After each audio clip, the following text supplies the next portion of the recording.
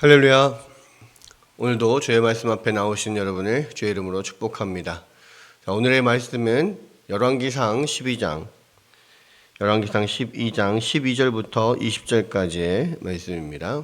열왕기상 12장 12절에서 20절까지 봉독하겠습니다. 3일 만에 여로보암과 모든 백성이 르호보암에게 나왔으니 이는 왕이 명령하여 이르기를 3일 만에 내게로 다시 오라 하였습니다.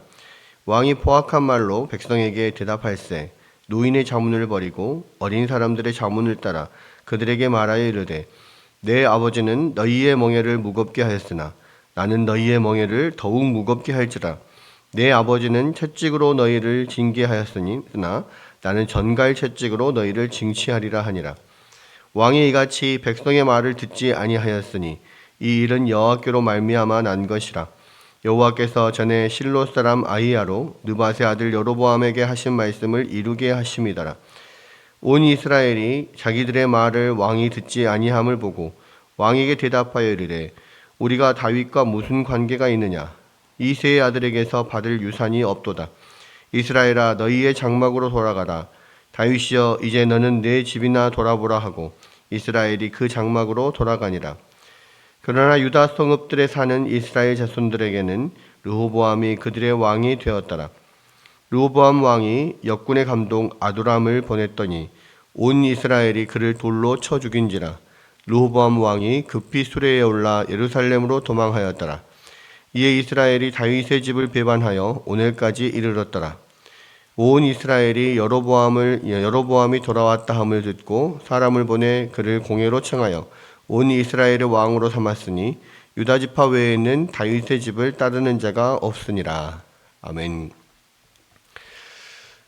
이제 어제에 이어서 이제 르호보암이 이 솔로몬의 뒤를 이어서 왕위에 오르게 되었는데, 이스라엘 특별히 이제 북쪽에 있는 지파들, 여로보암 엘브라임을 중심으로 한 북쪽에 있는 지파들이 르호보암을 세겜으로 부르죠. 세겜으로 올라와서 이 다윗처럼 그렇게 제가를 받아라 뭐 이런 거죠. 아마도 이제 이 르호보암이 이제 솔로몬의 뒤를 이어서 왕이 되는 것에 대해서 요 북쪽에 있는 지파들이 뭐 반대하거나 그러진 않았던 것 같아요. 그런데 좀 하고 싶은 말이 있었던 거죠. 그러니까 솔로몬 왕 때 너무나 많은 그런 건축 사업들 때문에 거기에 부역으로 가서 뭐 일을 하고 시간도 뺏기죠. 또 엄청난 육체적인 그런 노동의 강도가 높기 때문에 되게 힘들고 또 자신의 어떤 사업들의 산업을 할 수 없는 그런 것들 때문에 이제 불만을 좀 이야기를 하고 그런 부분을 잘 감안해서 좀 통치를 해 주십시오. 아마 이렇게 이야기를 하려고 했던 것 같아요. 그리고 이제 여로보암을 한번 솔로몬 시대 때 반란을 일으켰던 여로보암을 애굽에서 데려다가 자신들의 어떤 대표단의 수장으로 이제 삼아가지고 이 르호보암과 좀 이렇게 대화를 좀 하려고 그렇게 시도를 했었는데, 이 르호보암에게 이제 그런 이야기를 하니까 솔로몬 이 왕이 너무나 우리에게 많은 짐을 지웠는데 그런 것 좀 가볍게 해달라라고 했을 때 3일 뒤에 다시 와라 이야기를 한 거죠. 그리고 그 3일 동안 르호보암이 자문단을 구성해서 이 솔로몬의 그 솔로몬 시절에 그 아버지를 도왔던 그런 원로들과 먼저 이야기를 하는데, 이 원로들은 그 말을 들어주십시오. 여기서 보면 이 백성들의 이렇게 말을 잘 들어주면, 오늘 이 백성을 섬기는 자가 되어서 그 말을 잘 들어주면 영원토록 그들이 왕을 잘 따를 것입니다. 이렇게 이야기를 하죠. 그런데 이 원로들의 말을 듣지 않고 자기와 같이 자란 그런 또래들, 그런 또래 집단들에게 이제 물어봅니다. 근데 그랬더니 이제 이 또래 집단들은 무슨 소리냐? 왕은 아버지보다 솔로몬 왕보다 더 위대한 왕이니까 솔로몬 왕이 그렇게 엄하게 또 채찍으로 다스렸으면 아니 르호보암 왕은 아빠보다 훨씬 더 위대한 왕이니까 정갈채찍 스콜피온이라고 하는 정갈채찍으로 다스리십시오. 더 강하게 나가십시오. 이렇게 이야기를 해요. 이 정갈채찍은 스콜피온이라고 하는데, 그러니까 예수님이 이제 태형을 받으셨잖아요. 십자가에 못 박히시기 전에. 그때 이제 뭐 패션 오브 크라이스트나 이런 데 보면 이 채찍 끝에 막 그 납덩이나 내지는 뭐 여러 가지 뼈조각 같은 것들이 붙어 있어가지고 이 탁 내리치면 채찍이 사람의 등에 뭐 등이나 이런 데 살에 딱 박히죠. 박혀서 그것을 채면 뜯어내면 살점이 뜯어져 나가는 이런 그런 채찍인데, 그런 스콜피온 정갈 채찍으로 다스리겠다, 더 강하게 다스리겠다, 그렇게 이야기하라고 하는 거죠. 이 르호보암은 정말 어리석은 왕인 것 같아요. 근데 사실은 뭐 솔로몬 왕 때에 함께했던 그 로인들, 원로들, 사실 그 사람들이 솔로몬 왕 때뿐만 아니라 또 그 전에 다윗 시대에부터 쭉 함께 해왔던 사람들이 많이 있잖아요. 그러니까 이게 솔로몬은 정말 지혜롭다라고 했던 게 뭐냐면, 처음에 왕에 등극을 했을 때 왕권이 그렇게 강하지 않았습니다. 그랬을 때 이게 탕평책을 쓰잖아요. 탕평책. 그러니까 그런 다윗 왕 때 다윗 왕과 함께했던 그런 원로들도 등용을 하고, 또 새로운 인물들, 새로운 피, 정말 뭔가 새로운 아이디어로 나라를 새롭게 이끌어갈 만한 사람들을 잘 조화를 이루어 가지고 그렇게 신하들을 구성을 합니다. 그리고 뭐 뛰어난 그런 사람들의 인재들을 발굴해 가지고 적재적소에 다 배치를 하고 뭐 그렇게 하죠. 그러니까 그렇게 하면서 또 왕권을 강화시키고, 그리고 또 지금 현재 이스라엘이 전통적으로 각 지파별로 뭐 움직이게 돼 있단 말이에요. 근데 이제 지파별로 이렇게 찢어져 있는 그런 나라의 그런 이 전체를 나라를 하나로 이렇게 통합하기 위해서 지파별로 뭔가를 뭐 그런 행정 조직을 짜는 게 아니라 아예 다 새롭게 함께 하나된 이스라엘을 만들기 위해서 새롭게 뭐 지방관직, 중앙관직 이런 것들을 만들고 지파별로 분리를 하는 게 아니라 그곳에 전체적으로 전체 나라에서 뛰어난 인재들을 다 보내서 그것들을 좀 통합시키려고 노력을 했었죠. 근데 그 반면에 지금 르호보암은 그것을 그렇게 통합 정책을 쓰지 않고 자기 위주의 자기 입맛대로 자기하고 마음이 맞고 어떤 자기 입맛에 맞는 사람만 그냥 데려다가 측근해 놓고 그들과 함께 이 나라를 통치하려고 하는 거예요.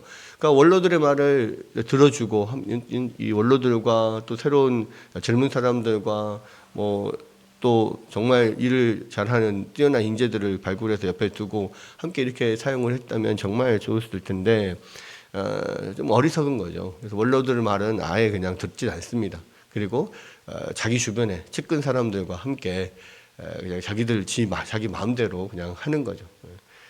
지금 상황이가 정치라고 하는 것은 결국 그러한 상황들을 잘 파악하고 거기에 대해서 잘 대처하는 것이 정말 정치를 잘 하는 건데, 이 르호보암은 정말 아무런 그런 정치적인 감이 없어요. 정치적인 감이 없고 그냥 자기 마음 가는 대로 그냥 자기들 생각대로 자기 좋아하는 대로 막 그렇게 하는 겁니다. 그래서 옆에 사람들이 측근 사람들이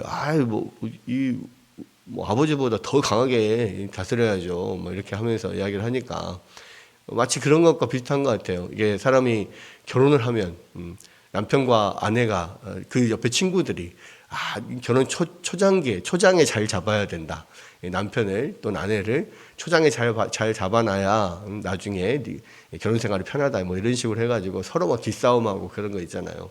정말 어리석은 겁니다.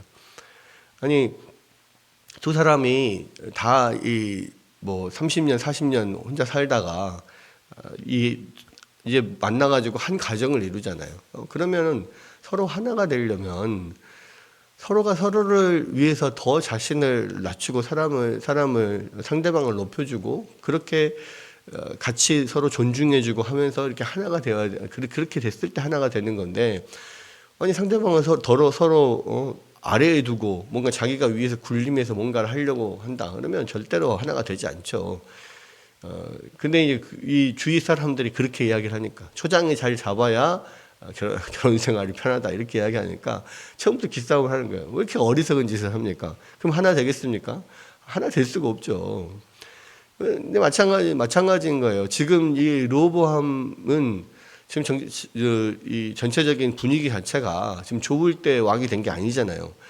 솔로몬의 실정으로 인하여서 지금 원래 하나로 통합되었던 그런 나라가 다윗 시대에 또 솔로몬 초반기에 그렇게 잘 하나로 화합되었던 나라가 이제는 거의 쪼개질 그 위기까지 사실 온 거지 않습니까? 그리고 이 북쪽 이스라엘 북쪽에 있는 지파들의 대표가 여로보암이 되어가지고 그 여로보암 중심으로 한번 반란이 일어났었잖아요. 그렇다면은 그 뒤를 이어서 왕이 된 르호보암은 그런 것들을 민심을 잘 수습할 필요가 있는데 그걸 아예 그냥 생각지도 않고 자기 마음대로 자기가 원하는 대로 뭐 일명 자기 기분 가는 대로 그냥 생각대로 가는 거예요. 참 얼마나 어리석은지 모릅니다.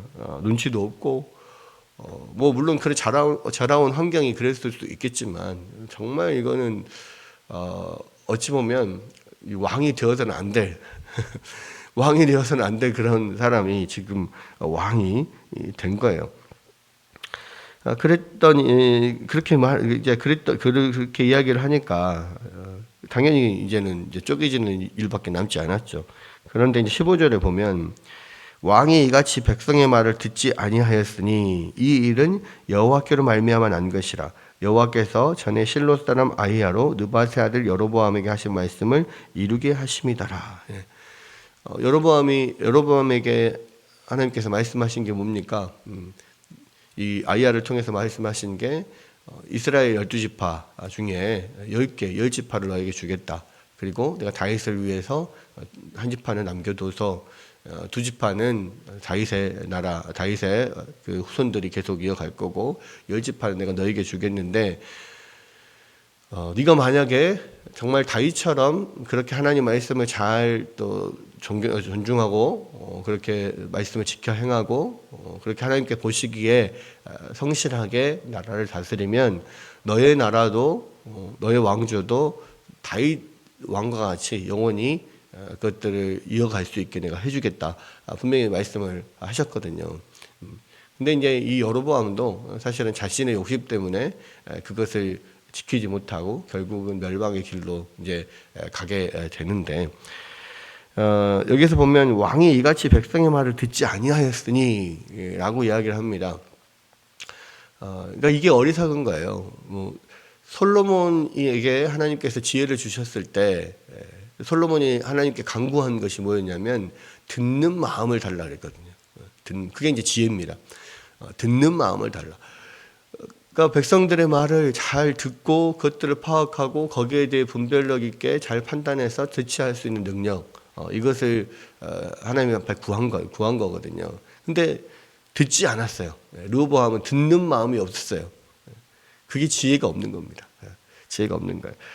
그리고 이 듣지 않았으니 이것은 하나님의 뜻을 이루기 위함이었다. 그러니까 하나님의 이제 듣는 마음을 주시지 않음으로써 하나님께서 예언하신 대로 이제 나라가 갈라지게 되는 거예요. 그것도 사실은 솔로몬의 그런 죄악 때문에 그 르호보암 때에 있어서 이런 일들이 이제 일어나게 되는 건데요. 근데 이제 여기서 우리가 어제도 잠깐 말씀을 드렸지만 생각할 게 뭐냐면 하나님은 절대로 죄를 조장하시는 분이 아니고 하나님께서 어떤 이런 일들이 이룰 때 하나님의 뜻을 이루실 때 억지로 팔을 비틀어 가지고 그렇게 그 일을 만들어 가시는 분이 아니라고 그랬죠. 그러니까 사실 이 이것도 하나님의 뜻, 하나님의 계획대로 이것이 이루어져 가지만 이 일도 하나님께서 이 다윗을 사랑하셔서 생각하셔서 그 다윗의 왕가가 이어지도록 은혜를 베푸셔서 사실 르호보암에게 두 지파라도 남아 있는 거예요. 말씀드린 것처럼 르호보암은 절대 왕이 돼서는 안 될 사람이에요. 왕이 돼서는 안 될 상이냐? 왕이 돼서는 안 될 상이에요. 왜? 나라 망쳐먹게 생겼잖아요. 이게 너무 어리석습니다. 왕으로서 전혀 통치할 수 있는 그런 자질이 아니에요. 근데 하나님이 그냥 억지로 그 르호보암과 여로보암 사이를 갈라놓으셔가지고 억지로 이 나라가 나눠지게 하고 르호보암에게는 두 지파만 또 10지파는 여로보암이 다스리도록 억지로 하나님께서 하셨냐? 아니요, 그렇지 않습니다. 하나님께서 그나마 은혜를 주셨기 때문에 이 두 지파라도 남아 있는 것이지, 그냥 가만히 놔두면요, 그냥 르호보암은 왕가에서 쫓겨나게 생겼어요. 아마 그냥 반역이 일어나서 그냥 죽고 다윗 왕가는 거기에서 끝 이렇게 됐을 겁니다. 그런데 하나님께서 그나마 르호보암을 보호하셨기 때문에 여기서도 살아날 수 있었고 또 그나마 두 지파라도 남겨둘 수 있었던 거죠. 그러니까 이게 얼마나 지금 참 르호보암이 어리석냐면 그 뒤에 또 나오는 사건이 있잖아요. 온 이스라엘이 자기의 말을 왕이 듣지 아니함을 보고 왕에게 대답하여 이르되 우리와 다윗과 무슨 관계가 있느냐? 이새의 아들에게서 받을 유산이 없도다. 이새의 아들이라고 하는 것은 이새는 아무것도 아닌 그런 무명의 사람이잖아요. 그러니까 다윗을 이렇게 비하해서 말할 때 이새의 아들 뭐 이렇게 많이 말합니다. 그리고 이스라엘아 너희 장막으로 돌아가라. 이스라엘아라고 하는 것은 이제 북이스라엘 쪽에 북쪽 지파를 말하죠. 집으로 돌아가라. 다윗이여 너도 이제 집이나 돌봐라. 내려가라. 유다 지파로. 그러면서 이제 북이스라엘 그 지파의 사람들이 다 장막으로 돌아갔다. 그러나 유다 성읍에 사는 이스라엘 자손들에게는 르호보암이 그들의 왕이 되었다. 하나님이 그들의 그냥 르호보암에게 이 유다와 베냐민 지파를 그냥 이렇게 주신 거예요. 그 하나님의 은혜인 거예요.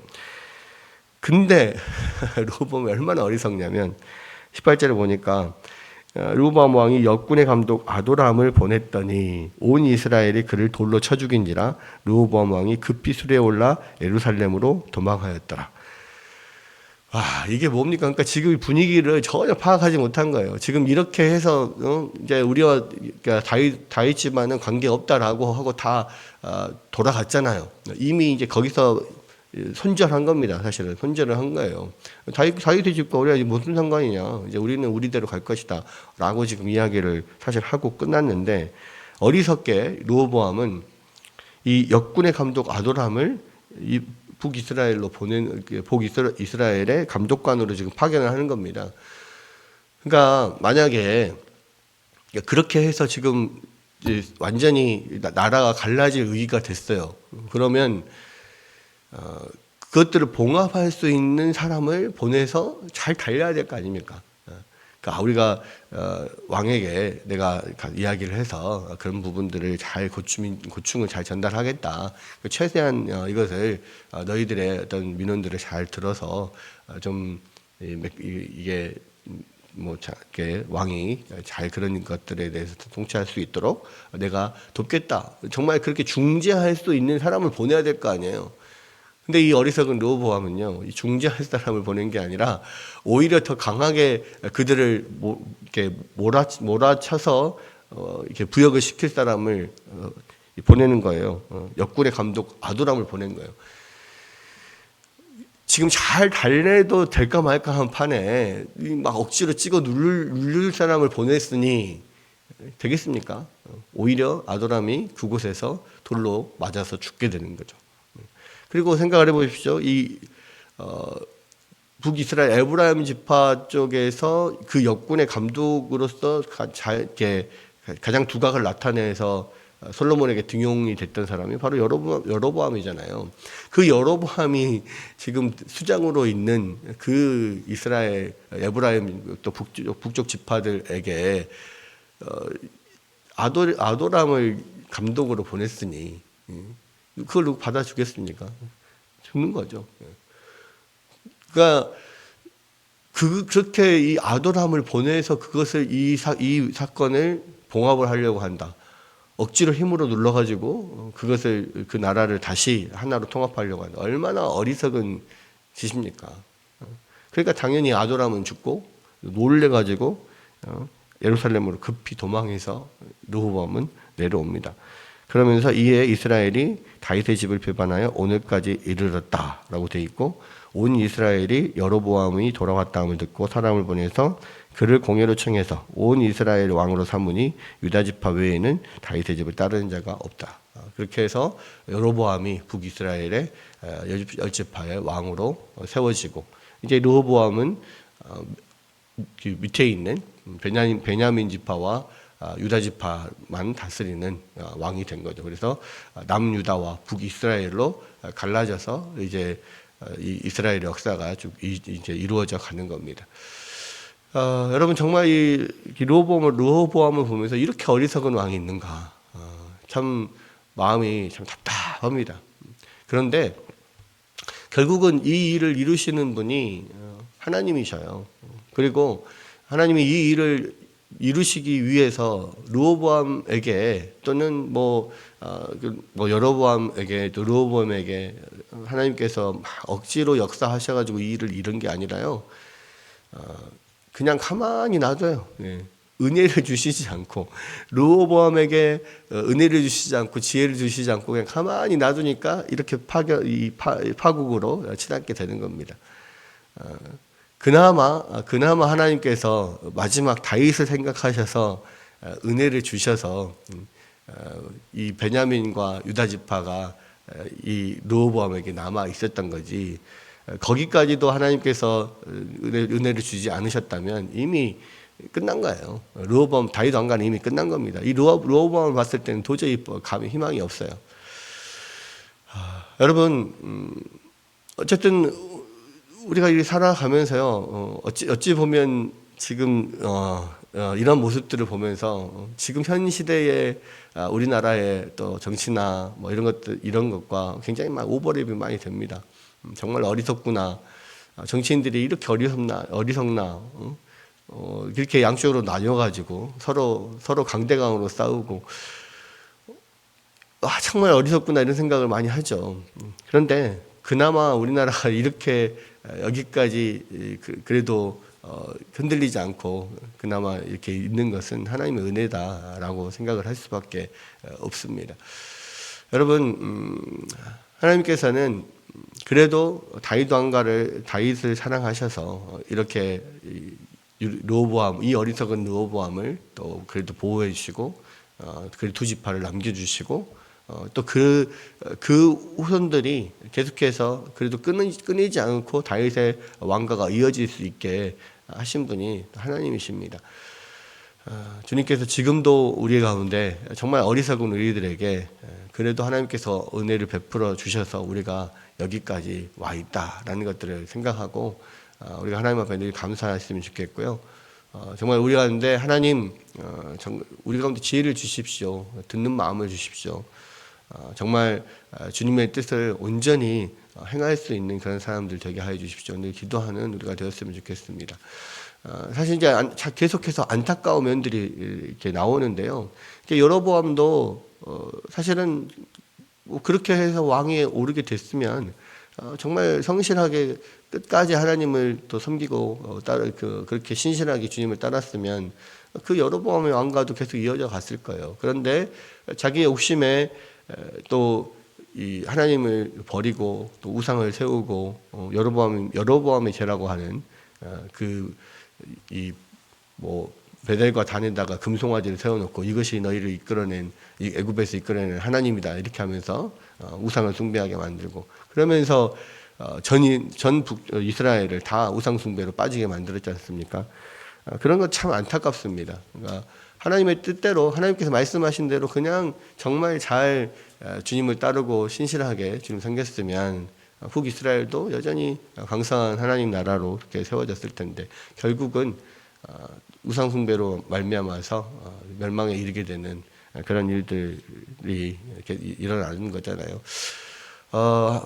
하나님께서 우리 가운데 기회를 주셨을 때 정말 우리가 신실하게 주님을 잘 붙들고 말씀대로 잘 순종하면 하나님께서 우리 가운데 복을 주실 것이고, 그렇지 않으면 이렇게 또 멸망의 길로 갈 수밖에 없다는 것을 다시 한번 생각하고, 하나님께서 정말 부족하고 어리석은 우리들에게 오늘도 은혜를 주셔서 우리가 여기까지 온 것이다 라는 또 마음을 가지고 주님 앞에 늘 감사하며 나갔으면 좋겠습니다. 오늘도 주님의 은혜를 구하고 또 주님의 지혜를 구하며 주님과 함께 동행하시는 여러분들 되기를 주님의 이름으로 축원합니다.